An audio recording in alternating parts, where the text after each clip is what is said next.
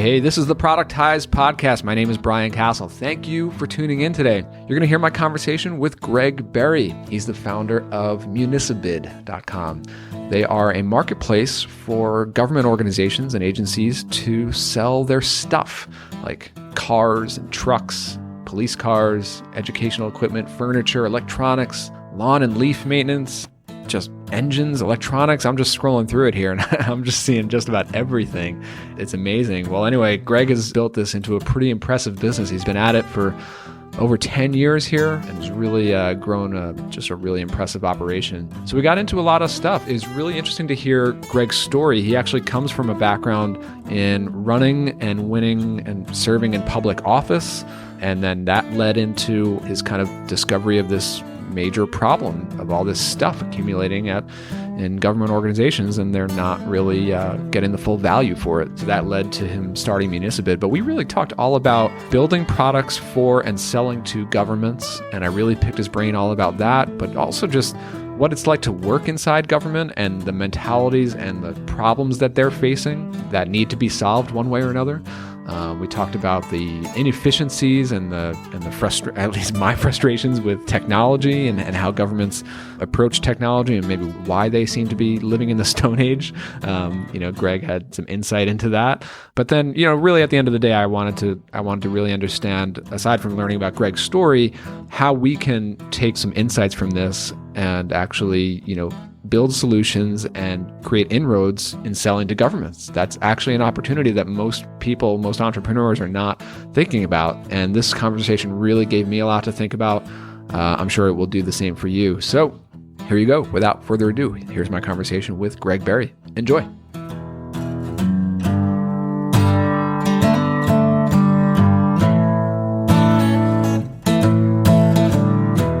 Okay, I'm here with Greg Berry. Greg, how's it going?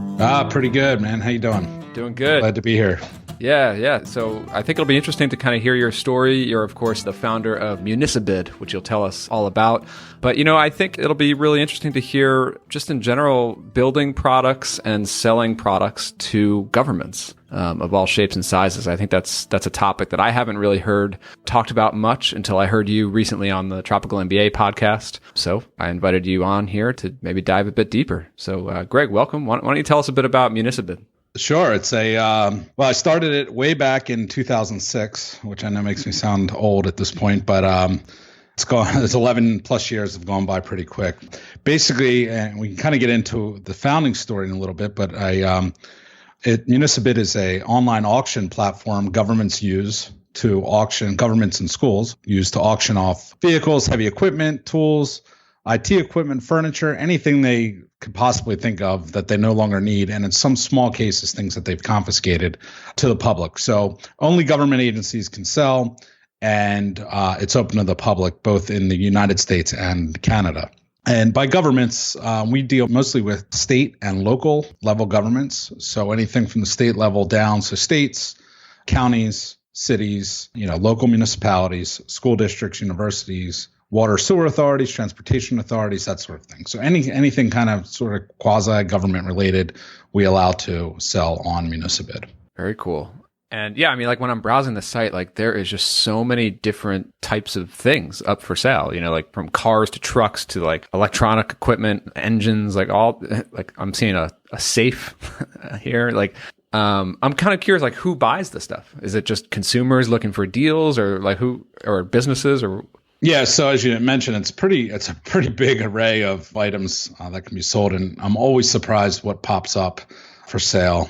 You just never know, and quite frankly, how much things sell for. It seems like the weirder things, the more money they get. But it started out in the beginning, sort of the professional buyer who sort of knew about these government auctions, and now it's anyone really. So we've kind of done a good job of cutting out the middleman, which really increases the sale price of the item because it's going to the direct end user as opposed to a middleman that's, kind of flipping it. Although we still have a bit of that. It kind of really depends on what the items are. Cool. Can you give us a sense of size here, and whether that's revenue or people or products or? Yeah. So we serve going on to 2,500 government agencies and schools across the U.S. And, really depending on their size, it determines how much they really have to sell, both in revenue and number of items, obviously. And we tend not to get into the revenue numbers too much just because we're privately held and have sort of a highly competitive landscape that we operate in. So that's kind of an interesting story in itself. But we're continuing to grow. We're growing year over year. We're in our 11th year. In fact, we're going to have our best month ever again this month, which will be the third time this year that we've surpassed that sort of best month ever record. So we're continuing to grow constantly and consistently, even in our 11th year, going into our 12th year. That's great. So, just looking at this business kind of on the surface, if somebody just heard about it, I'm just seeing all these things that scream to me like this is a really, really for someone like me, like an impossible business to start. Like, first of all, I'm seeing it's a two-sided marketplace, which is like an uphill battle. You're selling to governments, which to me sounds like a big black box. Like, I don't know how to crack the code there, which I'm hoping to pick your brain about. And then the other side of the marketplace is kind of selling to consumers and all walks of life here and so many different types of products. It's pretty impressive that you've been able to kind of put this all together. Well, I guess the answer to, or kind of the reason that has all come together is sort of have a passion for this weird problem. So it kind of drives getting us over some of these hurdles and challenges, the biggest of which is actually working and dealing with government. So maybe it's probably best to kind of go into the story about how I started this. Yeah, so kind of take us back, because actually even way before that, where did you come from before all this? Sure. So I really consider myself an entrepreneur for my entire life. I've just always kind of was into tinkering with things and, obviously the classic yard sale type or, lemonade stand and going door to door selling, magazines and doing whatever we need to do in high school or middle school even. And up here in the Northeast, it was going door to door doing snow shoveling in the winter. Yep. Same deal. Yep. Definitely, shoveled a lot of driveways in my time, mowed lawns and that sort of thing. But kind of going into high school, I had some pretty good opportunities that I took advantage of, including this mentorship apprenticeship program,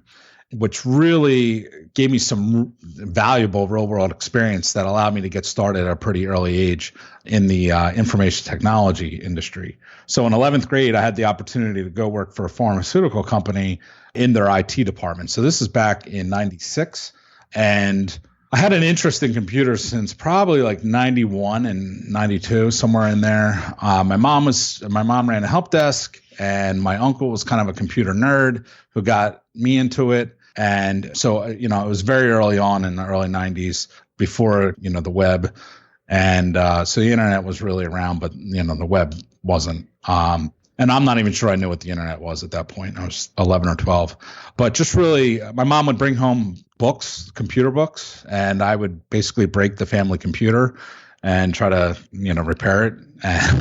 Nice. So anyway, I had some great opportunities in high school where I went into this apprenticeship program, worked for a large pharmaceutical company in their IT department. And then I moved on to a small business, kind of doing their IT stuff, with respect to networking, computer repair, doing some stuff with servers.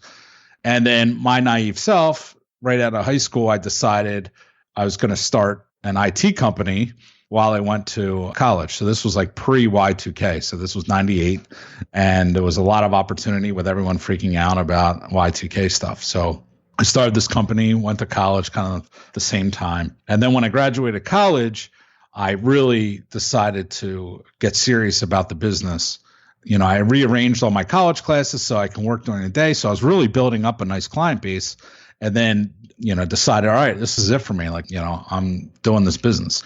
And long story short, I sold that in 2010 to focus on the growth of Municibid, which I started in 2006. Wow. So I guess let's just kind of skip into Municibid a bit, but how did you come across that problem? I mean, was the problem that people in government had all this stuff that they couldn't get rid of, or that was the problem on the other side of the market where there were buyers looking for this stuff that's kind of going to waste in government? Well, so in 2004, I ran for public office in the town basically I grew up in, which was a really interesting experience. So let me try to understand that. So this was after college, but you're still running the IT business and you decided to run for office? Yeah. So I was 24, 25, maybe when I was elected, which again, I think I might have been like the youngest person on council. I'm not sure, but it didn't matter. I wanted to give back. I had an interest in getting involved, and I ran two very competitive campaigns or, election cycles and won. But when I got on council, I started seeing all these problems, just kind of as an entrepreneur and sort of a problem solver in general. Wait, actually, can I just stop real quick? Like, I'm just really curious about that because I haven't spoken to many people who have run for office and held office, but yet it's something that I'm really, not for myself, but I'm just really interested in government and politics and all that kind of stuff. So like, and especially on the local level, I always feel like I'm so disconnected from my local government here. So what drove you to decide to run for office, and what position was it? So some of the people that I look to as sort of mentors were involved in government at all levels. I helped work on a federal campaign and then a state campaign, just out of pure interest in politics, probably from like watching The West Wing or something. Right. So, I just kind of got involved with it and really liked the process and liked the ability to sort of get things done and get things moving. So this position opened up after this guy who's been on council for like forever retired. So the position opened up. These mentors encouraged me to run. And was it a big town? A relatively large town, a population of about 30,000 or so. So pretty decent sized small town. And with a lot of media coverage for some reason, but I guess that's kind of a different story. So like you said, you really don't hear much about what goes on in your local town, but in our case, we had media coverage all the time for like literally everything. But in any sense, so being an elected official is an interesting thing. I mean, I've learned so much in the 4 years that I did it, probably most of which was that I did not being an elected official. Yeah. Like, what is it like to work in public elected office? And like, how is that different from just working in the private sector or running your own business? Well, I think there are a lot of similarities. I think the one thing with us, since we had so much attention, was that it got weird just being out locally and people knowing you and, always wanting to complain. Like no one really ever came up and said like, hey, I really like how, the streets were plowed this morning. Right. They come to you with problems. Right. So, I mean, but you kind of got used to that. I learned a lot of lessons with sort of managing media and understanding that process and working with constituents and with other counselors. We had a very divisive group of council people. And so it was, you never knew what was going to happen from one meeting to the next. So it's just a really interesting process. Again, learned a ton about a lot of different things over the course of the 4 years that I did it. But a lot of similarities with respect to, negotiating, teamwork, leadership, communication, those sorts of things. The thing that I think about here is that like, running a business, the last few years, I'm learning that it's just really, truly all about solving problem after problem after problem. Like first it's finding a problem to solve for customers. And then kind of once you establish that and build a business around that, then just building the business itself, you've got to solve day-to-day problems, big picture problems, all this kind of stuff. And like in government, it at least, what people would hope for is that government solves people's problems and solves, the larger problems at play. And so can you speak a bit to that about like solving problems working within government versus solving problems as a business? I feel like obviously these days there's a ton of frustration out there with government in general, but I feel like that's one of the biggest things is like I could look to all these problems out there and I know what the logical solution is. I could see the set of facts, but the problems aren't being solved, or at least that's the general, like how does that play out? Yeah. I mean, I think you hit the nail on the head. I mean, so every month in our meetings, so we had 2 meetings a month. We had one that was considered a work session, and then 2 where we actually voted on the agenda items, which was always kind of a circus because we had public comment and TV cameras and this and that. And really everything was a problem. Every month we had a list of agenda items, which all was just a bunch of problems that we had to solve. And within those agenda items were problems. And then we had to negotiate and deal with, working with people's personal or political agendas mixed in. So that's where it kind of differs with running a business than running, a town council. Yeah, I guess with a business, you can just kind of go like straight to the best, most efficient solution. Correct. Whereas in government, there's just so many different stakeholders, I guess. Definitely. And so one of these problems that I saw, which is kind of how I got started with Municibid or came up with the idea for Municibid, was that we were selling stuff like old police cars and equipment and that sort of thing for like nothing. And so we'd sell an old police car for $300. That was like had a blue book value of $3,000. And I'm like, why aren't we getting $3,000? The reason was that no one knew the stuff was for sale because all we legally had to do was put an ad in the, the local classified paper or, section of the local paper. And no one, of course, no one sees that. And then the process to bid requires you to come down to the borough hall, fill out a bunch of paperwork.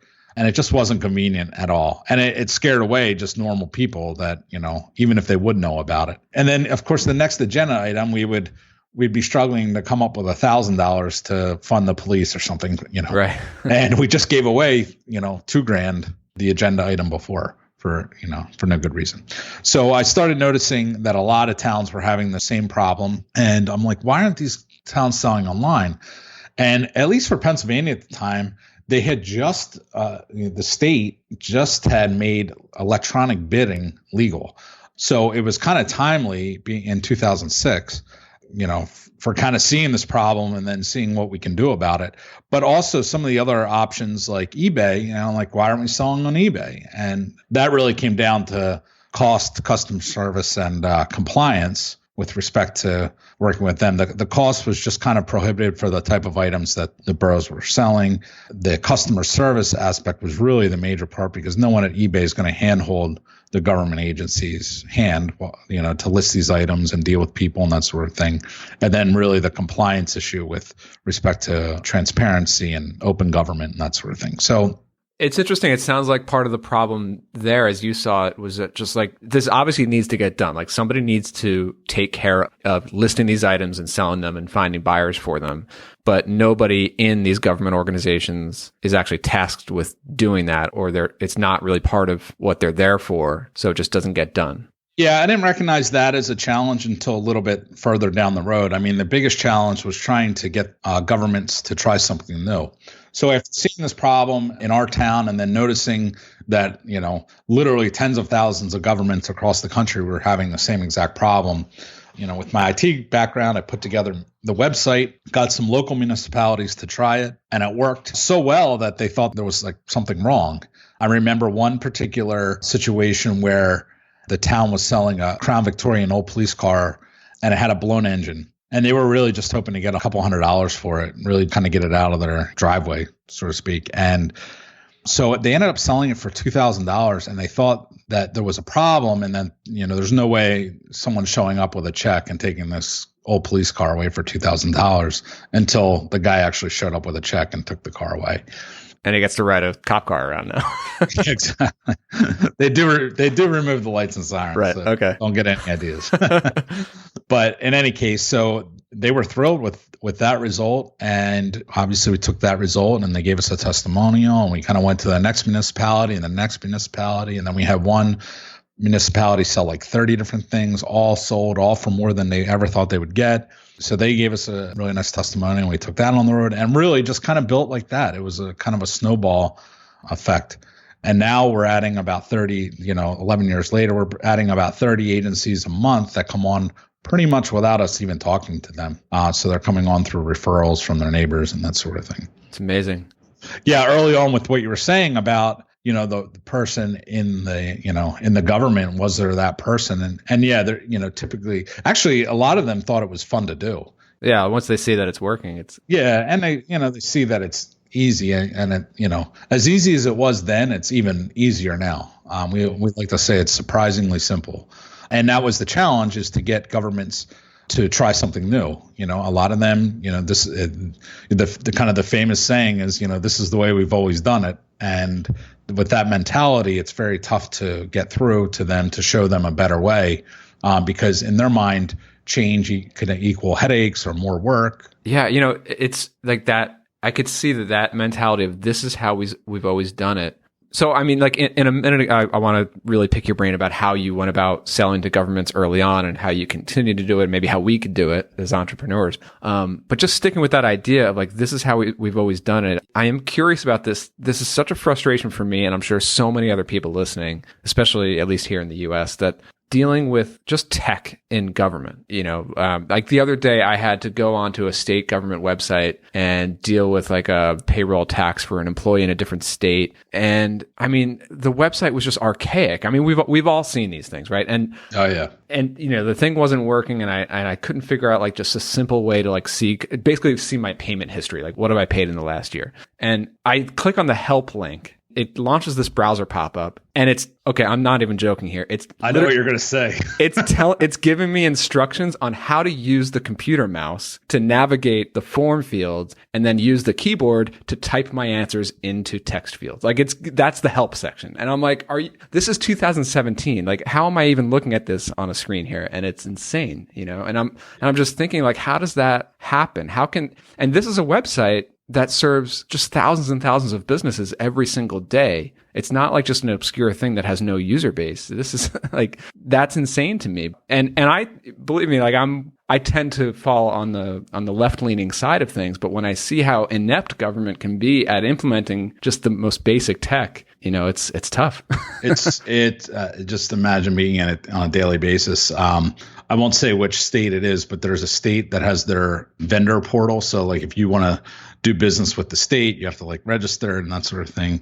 And in order to go through one part of the process, which is required if you're going to work with the state, it literally pops up and says Internet Explorer 6.0 is required to do this website. God. Like I have a screenshot of it and all. It's outrageous. But so, those are the challenges to work with government. It's another one of those things where the challenge of government is the opportunity. And so if you can kind of navigate your way through that, in the end, you can have a nice business. But you're going to deal with just the government's moving at a snail's pace. They're 10 to 20 years. Literally, I'm not even joking, on the technology side behind, 10 to 20 years behind on that. Some people, depending on who you're dealing with, have it's not my money mentality. So even though here at Municibid, we're increasing their revenue on these items in some cases by, thousands of % more, if they perceive it, if that particular individual perceives a change to give them, cause them more work or whatever, doesn't matter how much more money we're saving or returning to the government. It's incredible to me because, like so many of us who run these small online businesses, little apps, like we would kill to have 10x or 100x the user base of what we have now. But government websites, even just a local town website, but you think about, just these massive federal government websites, I mean, millions of users. That's such an opportunity for some state-of-the-art tech and user experience engineers to come in and really build something great. But we're left with these completely outdated systems that cause all these extra problems. And it's well, one of the challenges of dealing with government of many is the requirements that they have in order to work with them. So if you're a company, let's say less than 5 years old, you might be disqualified from even considering you. There's a lot of requirements, in our business.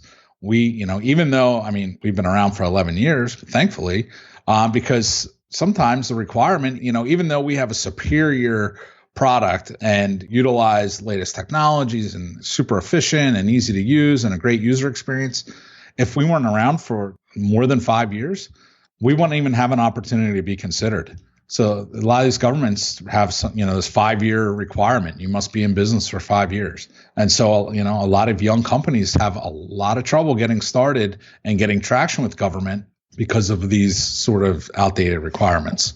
And, one thing that I, not to just keep kind of listing out my frustrations here, but maybe this actually relates to how you sell to different agencies or go from agency to agency.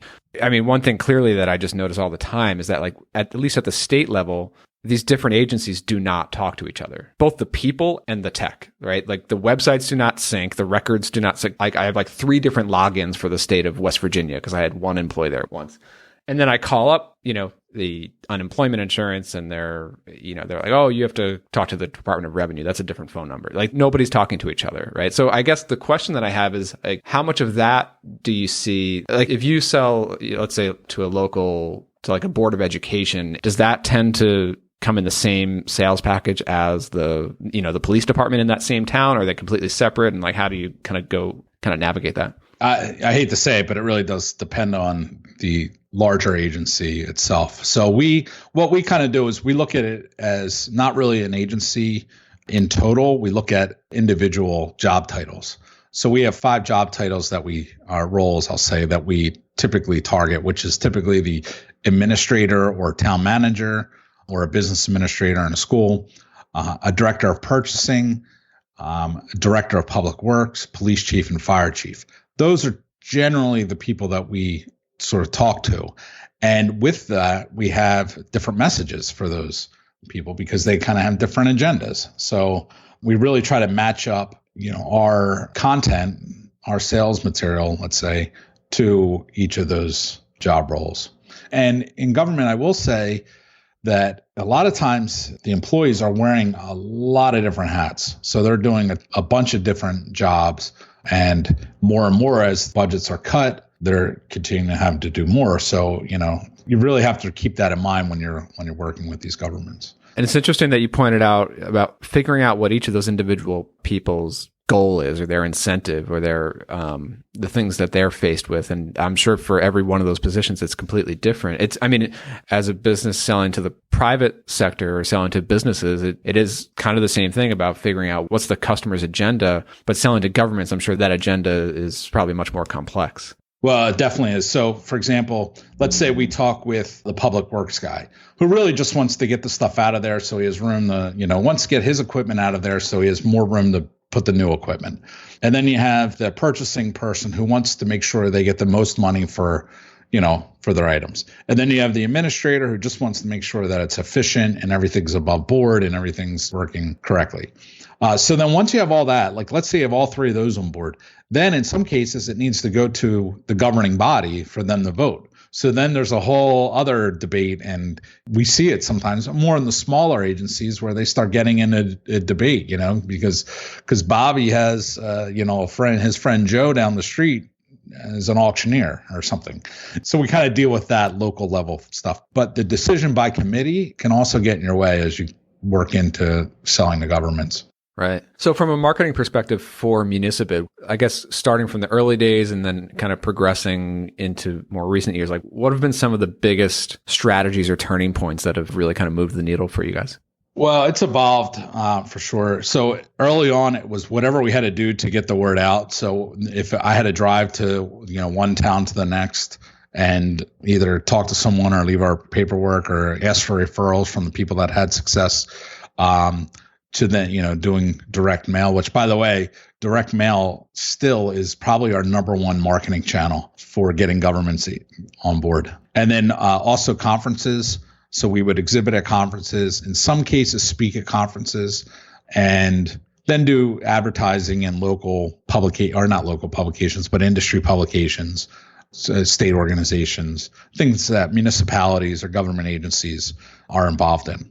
Is the fact that like by their nature, they are public agencies and these are public officials, so they're like, does that make them more accessible to go network with them and build those inroads than some other market? Definitely. So because they're public and all their information is out there, and again, we really don't market to elected officials directly. We market to the people that are inside, the employees of government. And the reason we do that is just simply because, one, we don't want to be involved in the politics of it, and 2, those people change all the time, where typically the internal employees sort of stay, even if regimes change or whatever.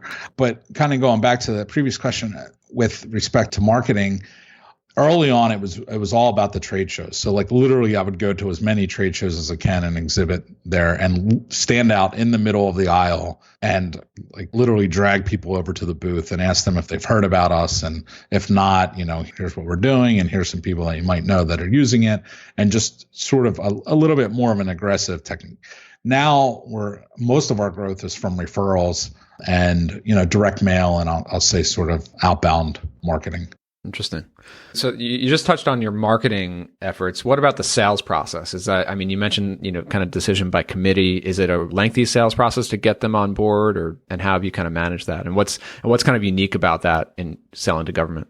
So the bigger agencies, the larger cities, the state departments, counties, they tend to go through a request for proposal, RFP process. And that is a little bit more of a structured thing. So, we have competitors. So, we all submit our proposals in response to this request for proposals.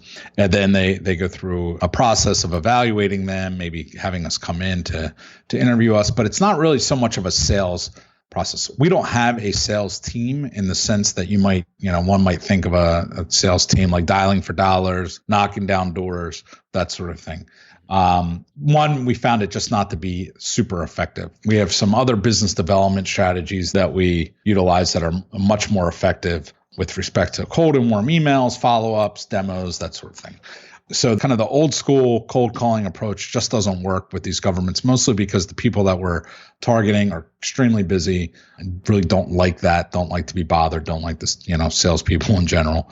So with the larger opportunities, the RFP process, that could take anywhere from 2 months to a year. We're working on an opportunity right now where we submitted a proposal in June, and we're finally now, even though we were notified that we were in the running and we were invited to come meet with them, we still haven't met with them. They've been running into delays, and it just is what happens. So finally, in the next couple of weeks, we'll be meeting with them. So that's a scenario where it's 6 months. Now, it could be longer, and we just don't really know about it. But like I said, for the most part, I would say for 80% of our growth, as far as new agencies coming on board, they just come on board without us ever talking with them. We make the onboarding process super simple. And so they hear about it from their neighbors, and they go onto the site, register, and we get them onboarded. Yeah, actually, that was going to be my next question, was like, I guess making the sale for you is getting them to list some items on Municibid, right? Yeah, that's kind of the way we look at sort of an activated user. So, we have, these governments will come on and register, but they may never sell anything. So we have a process that we keep in touch to try to encourage them to list their items. And sometimes they're gung-ho about it, and then they get busy with something else, or they forget about us, or they might just be interested in seeing sort of what the back end looks like. Do you have any sort of like service that goes along, like done for you or concierge to get your stuff listed, or is it more just kind of training? Or Yeah, so we offer that, but it's very rarely used. For one, the site is super easy for them to do it themselves, so they don't have to schedule or wait for us to come out. And we've, sort of aggressively offered that to our customers, and they're just not interested. Now, in some cases, it's sort of a requirement, so we do that. And the nice thing about that is we tend to get better listings because we have more experience with, getting these items listed. As much as we help these governments along and, show them best practices and that sort of thing, they just really want to get the items listed quickly. So then we review all the items when they come in and make sure that they look good and that they're set up for success. Yeah. So I guess, as we start to kind of wrap up here, like, what are some things that we can be thinking about? So let's say we're selling any sort of like productized service or a SaaS software or anything like that. What can we start to think about to maybe start to make inroads in selling to government if we've never really been involved in government before? Like, what would kind of be some first steps to think about? Yeah, I think if you really have an interest in going to sell to government, I think you really need to get an understanding of the terminology and vocabulary they use, like, the RFP, the RFQ, understand sort of the contracting process and that sort of thing. And you can go on to pretty much I would say maybe start at the state level or even a larger city, because they have tons of resources available for that sort of thing. It is unique in that way, right? Like you look at businesses and they're purposely, like, they don't share how they make buying decisions, but public governments, like, it's all right there. You just got to do the research and find their process right there. Definitely. And I would take a look at a budget. Maybe I would search for a budget for a smaller town, like the size of the town I was on council for, somewhere in the neighborhood of 30,000 population, maybe a budget of $40 million or something like that, just to get an understanding of what they're buying and, sort of their income and their expenses. And that'll give you an opportunity and can give you some insight into opportunities. And how about even just coming up with product ideas in general? Like, do you think they just finding those pains and problems that government officials are dealing with, you really kind of have to be on the inside, or can an outsider somehow find these inefficiencies and go after them? Yeah, I think you really need to think about the long term when you're selling to government. So if you're looking to make like a quick buck off government, that's just not the opportunity. So when you're dealing with government, you're going to have to plan to be in it for the long haul, at least 3 to 5 years at minimum. And, it could take you a year of sort of research and understanding to figure out if there is even an opportunity. But there are tons of opportunities. Governments buy all kinds of things. So the federal level is kind of an entirely different animal, but they buy everything. Like 2 years ago, they bought $800,000 worth of pancakes. I think in 2015, they spent $3 million to study World of Warcraft, to give you an example. Just all kinds of different things that they buy. And I'm sure just tools, like software tools, they're running jobs just like any other organizations are running jobs, right? Yeah. So you can get an idea. And honestly, you could just call and ask what these government agencies are using, or look up some of the conferences, the government-related conferences, and check out the vendors that are exhibiting. So each state has typically a conference for their municipalities. And I was saying before we hopped on the call that I'm going to be up in Connecticut for Connecticut Conference of Municipalities. So all the municipalities converge, and there's a trade show with a ton of exhibitors from a wide range of offerings. But there's even opportunities that sort of don't really exist right now, which I think are the big opportunities, and obviously ones with fewer competition. So, I just think on a product side, like there's opportunities for sporting equipment and parks and rec, and then there's the packaged food and beverage on the services side. There's a ton of need for web design, for information product development, for initiatives that they're doing, translation services, that sort of thing, social media management, marketing. There's so many opportunities on that end. And that's even before you kind of get into the technical stuff that they might not be truly considering, like maybe, mobile app development, or just, mobile optimization. And as I said, translation services and that sort of thing. Absolutely. Just looking at it, just from the outside looking in, there are so many inefficiencies, like everywhere you look, and that can mean opportunity. But sorry to jump in there, but I think probably the biggest point to remember is when you're dealing with government, don't look at it as like this big monstrosity, because in the end of the day, you're dealing with human beings. And I think probably the one thing, if there was like one piece of knowledge I could share, is just make sure that they think they came up with your idea and not that you did. So, especially if you're dealing with someone who's more publicly visible. Makes sense. Yeah, absolutely. And you're right. Like at the end of the day, all business, it's people selling to people trying to get a job done. So that's great. Well, Greg, thanks so much for doing this. I think it, gave me a lot to think about. I'm sure the listeners will have a lot to think about from this one. So, of course, your business is at municibid.com. We'll link it up on the show notes. Anywhere else people can connect with you? Yeah, sure. They can connect with me pretty much anywhere at Greg M as in Matthew Berry, and always happy to help or talk shop with respect to just, sort of business in general or doing business with government. Happy to help out. Awesome. Well, thanks, Greg. Yeah, thank you, Brian. It's been a pleasure.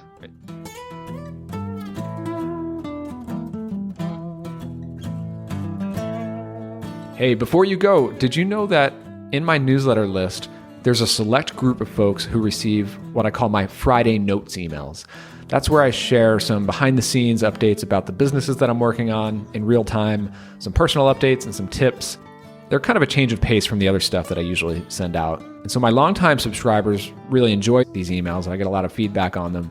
But if you're not getting them yet, you can actually get my next one by going to castjam.com/Friday Notes. That's Friday-Notes. I'll connect with you soon. Thanks for tuning in today.